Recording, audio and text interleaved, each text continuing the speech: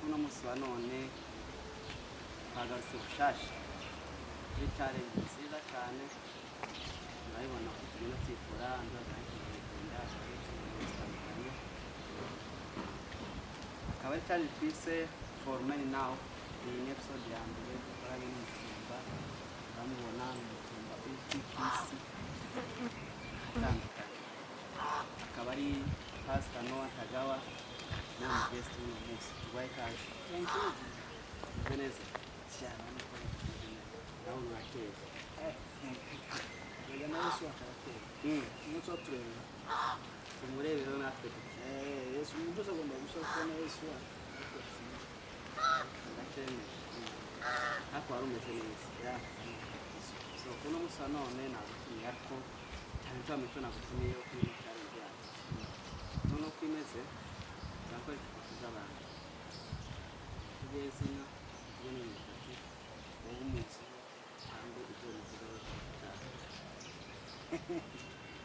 Tayari. Hano hari ikiganiro Komeye. cyangwa ngo ibiganiro cy'icyo cya mbere byo gukora kuri nzambo y'indi y'umutima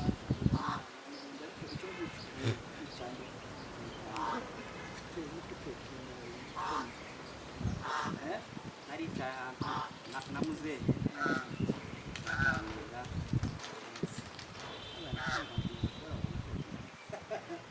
arambwira ko kaherekeze gusa umbwira gusa nafashe gusa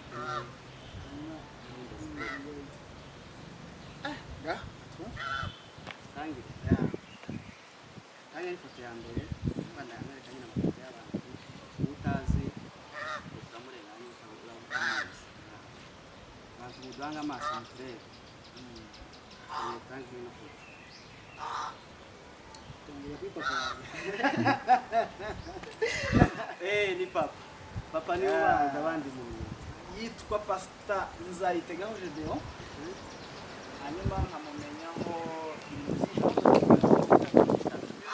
Pastor Gedeon cyandike uyu mutazi ukijije ahorana morale ko zifata zidamubona arakaye zidamubona babaye nzamubona gusa ari full time uvuga ngo nta kintu cy'umukino intege izarangiza azareza abasigaye azaranga ibisubizo bijya ibibazo cyo ni cyane icya kabiri ni umuntu uzi kwita ku muntu w'Imana ashumbye ikanisa ryo gitwa Pawulo cyacu bikwitapura mu makanisa asa neza muri iki gisagara cya Bujumbura ayitaho akamuhahira akarigaburira uko shoka cya gatatu muziho kumenya gusabana n'intama ashumbye abasore abapapa abamama abasaza abakecuru buri muntu wese azi kuvugana nawe ibyo byayita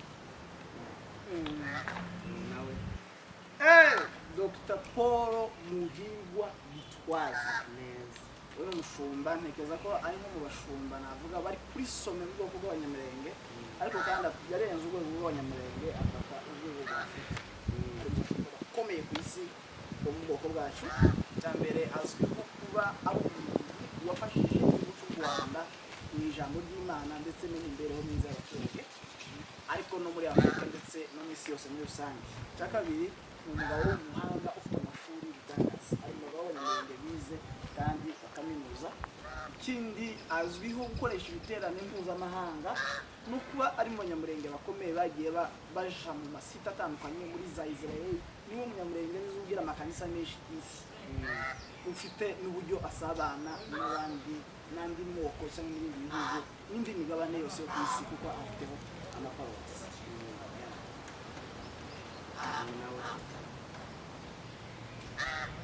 Apotre Mbayahaga Isidore akunda kumwita roboti azwiho kubwiriza ijambo ry'Imana akaba afite n'ikanisa ryitwa Vision cyangwa Vision mu cy'ibitoki ariko cyane azwiho kuba ari umuntu ubwiriza ijambo ry'Imana akanasetsa ibyo tewo winjiye muri kanisa ry'iwe ufite stress utaha yakubuye byose utahana fresh air yitwa Faustin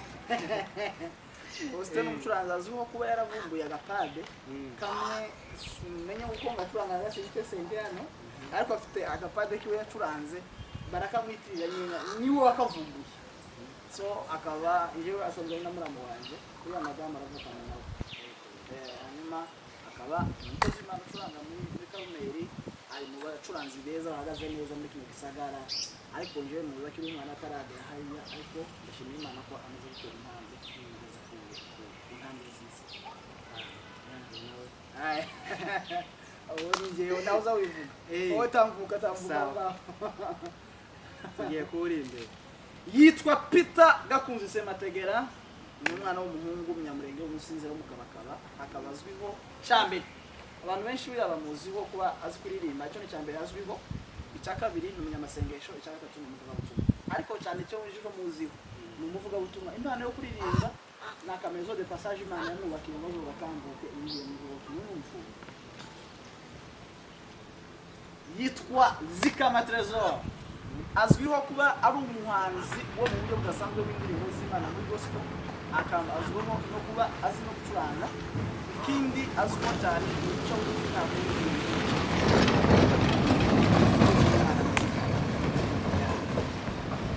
Bofu Mbabazi Patrick Buruma, abaye bofu. Omoni bofu hamwe n'abantu nakubwiye bose n'abanyakarama. So azwiho kuba ari umwana muto ariko w'umunyamavuta umaze guperforminga muri East Africa.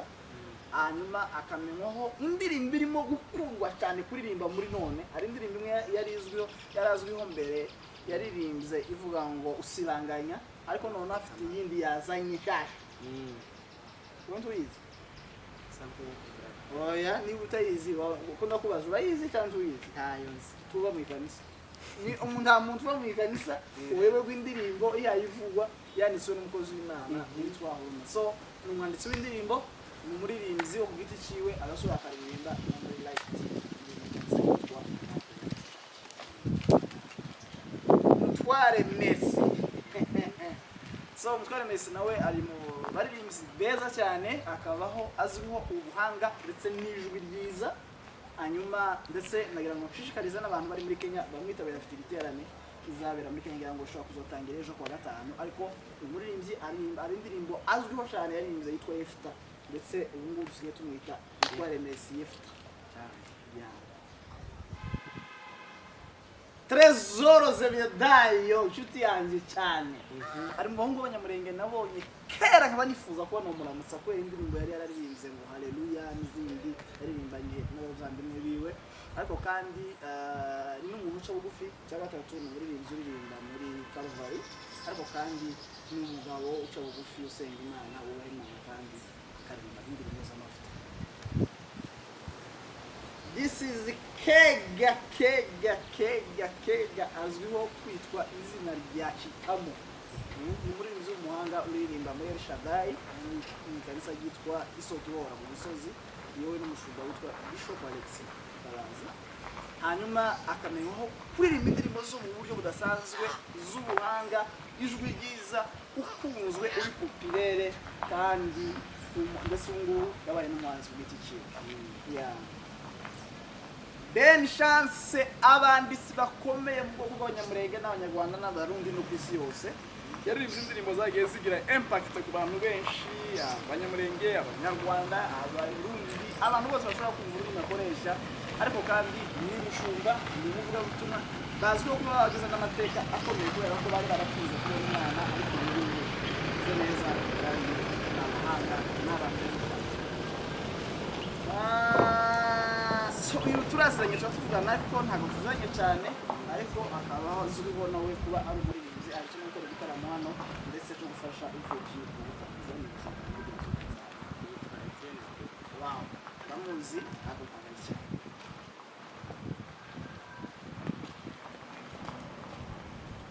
Eme Frank ni Frank inshuti yanjye. Ikintu Frank azwiho kurenza abandi bose ni igitaramo, ihuduma, indirimbo zizamura amateraniro. Umuntu uza mu materaniro asa n'asinzira yose agakanguka.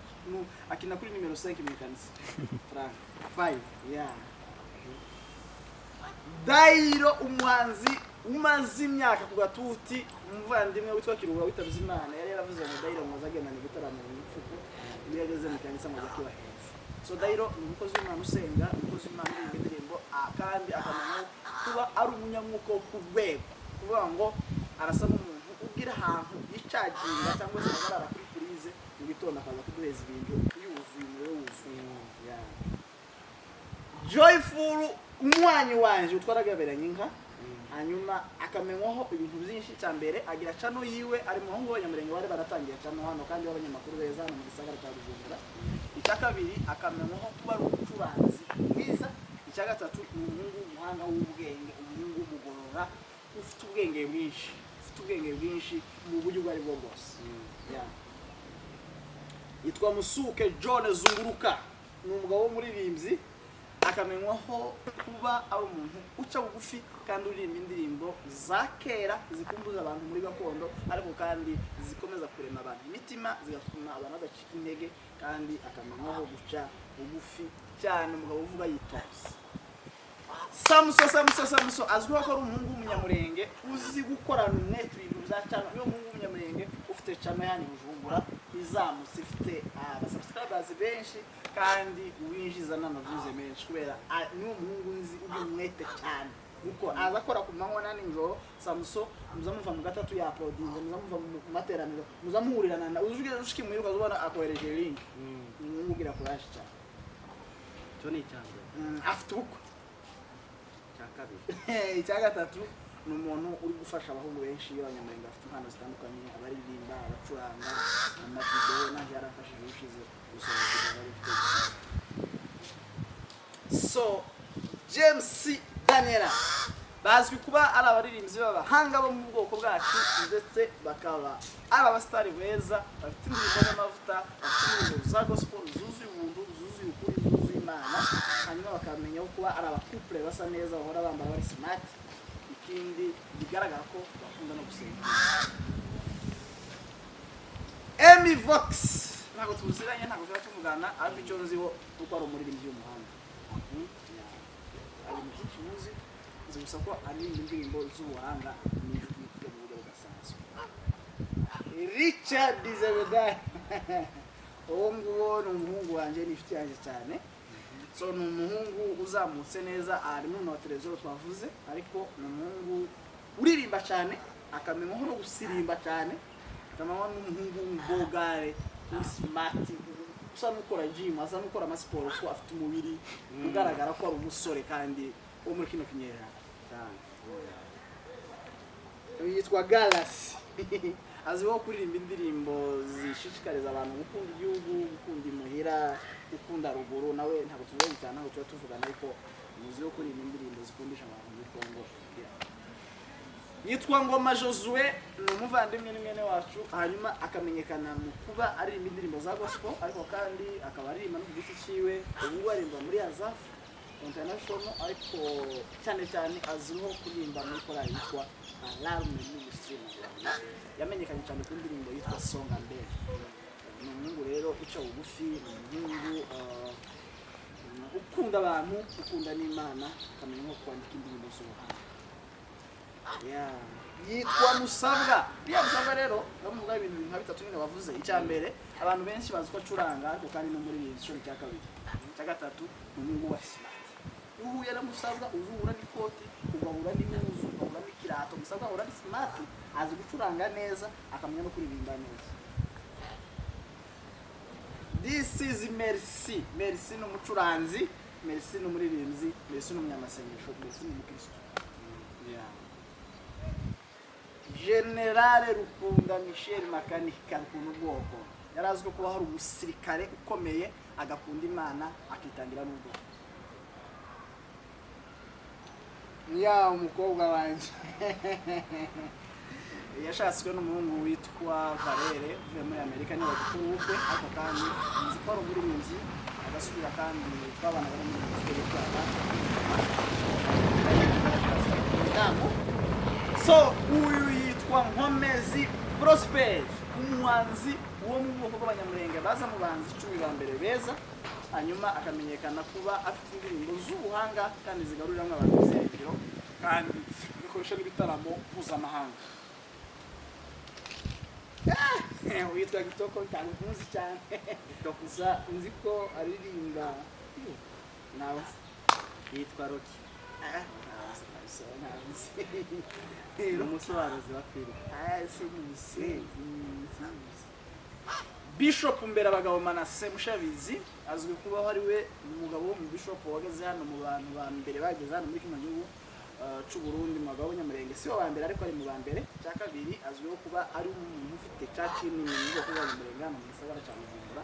Cya gatatu akamenyekana ko ari umuntu uri open ufungutse ku bantu bose abashaka gukora ibiterane abashaka gukorera Imana. Umuntu wese ushaka gukorera Imana aza guha ikibanza atagusabye ifaranga nta kintu cyose.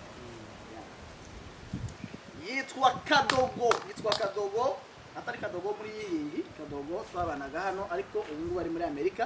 Azwiho nawo kugira ijwi ry'ubuhanga akamenyekana kandi mu kuba ari umuhungu ushitse agasura akamenyekana mu gukunda gusenga ndetse no kwandika indirimbo ziwe.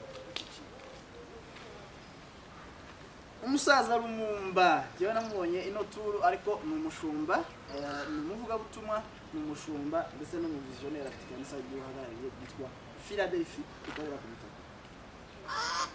Yitwa Patrick Ndayishimiye azwiho kuba ari umuvugabutumwa umuririmbyi ndetse n'umunyamasenga. Yitwa Papa Legend azwiho kuba ari umunyamakuru akagira channel ikora ibintu bidasanzwe yo kugenda ashiraho abantu bagiye bavuga ibintu bisekeje bisebeje bitangaje akagenda kuvuza asesa abantu. So ntabwo musana ariko cyo muzo ni kuri cyo cyane.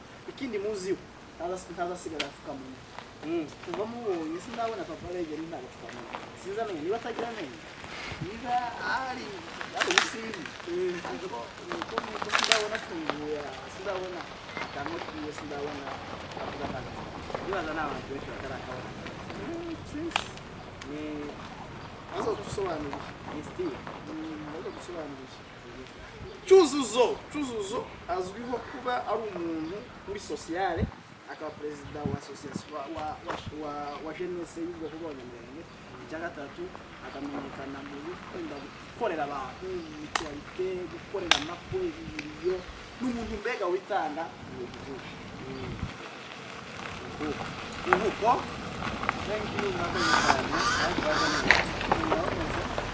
yitwa Makari umushumba uyoboye kanisa hamwe na Bishop wa kanisa Apotre Mbayahaga akamenyekana kuba ari umunyumbe umunyamasengesho ndetse n'umuvugabutumwa ariko cyane cyane azwiho gukorera abantu n'abandi bakeneye gusenga abantu bakeneye kumva Imana Makari akaba pastor twavuze kuri general